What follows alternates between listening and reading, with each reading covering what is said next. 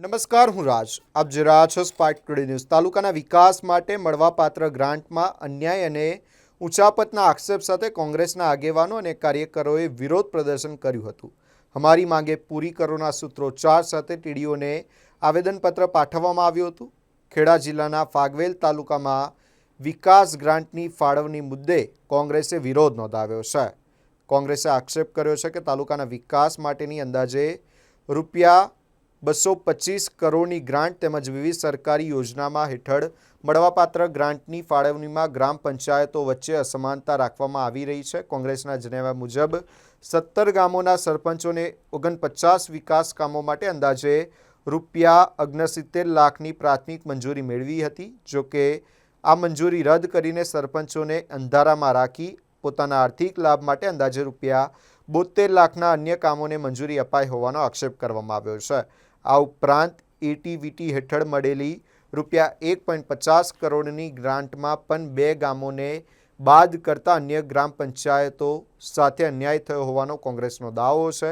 કોંગ્રેસે ફાગવેલ તાલુકાની 16થી વધુ ગ્રામ્ય પંચાયતોમાં વિકાસ કામો માટેની ગ્રાન્ટની સમાન, યોગ્ય અને પારદર્શક ફાળવણી કરવાની માંગ કરી છે. સાથે જ માંગણીઓ નહીં સંતોષાય તો આગામી દિવસોમાં ગાંધી ચિંધ્યા માર્ગે આંદોલન કરવાની પણ ચીમકી ઉચ્ચારવામાં આવી છે. મારું નામ ઘનશ્યામભાઈ પરમાર, હું ફાગવેલ તાલુકા કોંગ્રેસ સંગઠન પ્રમુખ છું.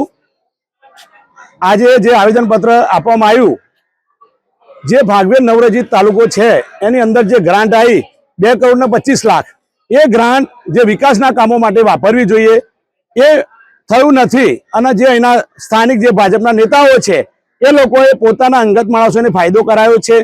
એક ગામમાં 36 લાખ રૂપિયા, એક ગામમાં 15 લાખ રૂપિયા એવી ગ્રાન્ટો ફાળવી છે. બીજા બધા ગામોમાં 1 લાખ રૂપિયા, 2 લાખ રૂપિયા એવી ગ્રાન્ટો ફાળવી છે. એ બાબતે અમે અહીંયા આવેદનપત્ર તાલુકા વિકાસ અધિકારીને આપ્યું છે. હજુ તો પ્રાંત સાહેબને આપવાનું છે, કલેક્ટર સાહેબને આપવાનું છે અને અમે ગાંધી ચિંધ્યા માર્ગે ઉપવાસ આંદોલન પણ કરીશું. એટલે અમે એ બાબતે બીજી વસ્તુ એ કહીએ છીએ કે મોદી સાહેબ એવું કહે છે કે સૌનો સાથ સૌનો વિકાસ, પણ અહીં તો પોતાનો જ વિકાસ, સૌનો સાથ પોતાનો જ વિકાસ, બીજા બધાને કોઈ કશું નહીં.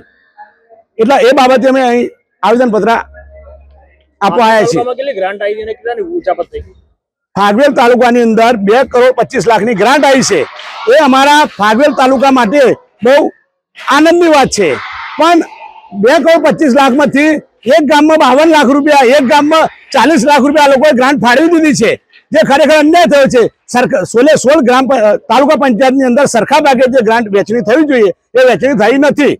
એટલા માટે આ અત્યારે નવો તાલુકો બન્યો, લોકો નવા હતા, કોઈ જાણતા નતા, અજાણતા હતા. એના તાલુકા વિકાસ અધિકારીએ પણ અમને તાલુકા પંચાયત સદસ્યોને જણાવ્યું નથી કે ભાઈ આવો, તમારું ગામનું આયોજન લાવો અને ગામમાં જે ખૂટતું વળતું અમે અહીંથી ગ્રાન્ટ આપીએ. પણ કોઈ અમારા તાલુકા પંચાયત સદસ્યો, સરપંચો બધાને અંધારામાં જ રાખ્યા છે. અને આ લોકો એમના ભાજપના સ્થાનિક નેતાઓથી આ લોકો આયોજન કરી દીધું છે. એ અમને સંપૂર્ણ વાંધો છે અને આ જે આયોજન રદ થાય એવી અમારી માંગ છે. તમારો આક્ષેપ છે કે ભાજપના નેતાઓ ગ્રાન્ટ લઈ ગયા છે, આના કારણે કયા કયા કાર્યો અટકી ગયા?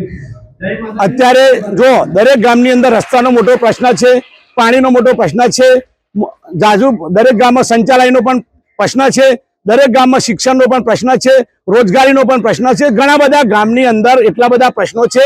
દરેક ગામમાં હું તો ગામે ગામે ફરું છું તો જોઉં છું લોકોના રસ્તા, દેશ આઝાદી થયો રસ્તા પણ બન્યા નથી. તો આ વખતે અમને એવું હતું કે ભાઈ નાનો તાલુકો, સુખી તાલુકો, એ માટે અમે ફાગવેલમાં જોઈન થયેલા, પણ આ લોકો અમને એટલો બધો અન્યાય કર્યો એ અમારા માટે પણ એક વિચારવા જેવી વાત થઈ છે.